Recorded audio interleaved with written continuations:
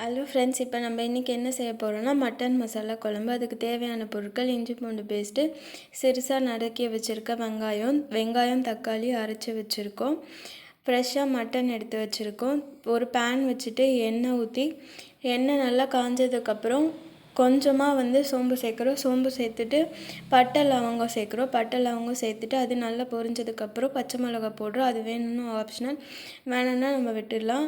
அது கூட நம்ம நறுக்கி வச்சுருக்க வெங்காயம் சேர்க்குறோம். வெங்காயம் சேர்த்துட்டு அது நல்லா பொன்னிறமாக ஆனதுக்கப்புறம் இஞ்சி பூண்டு விழுதை அதில் சேர்க்குறோம். இஞ்சி பூண்டு விழுது சேர்த்துட்டு நல்லா அதை கலரி விட்டு அது நல்லா கொஞ்சம் வெந்ததுக்கப்புறம் நம்ம ஃப்ரெஷ்ஷாக அரைச்சி வச்சுருக்க மட்டனை அது கூட சேர்க்கணும். நல்லா சேர்த்துட்டு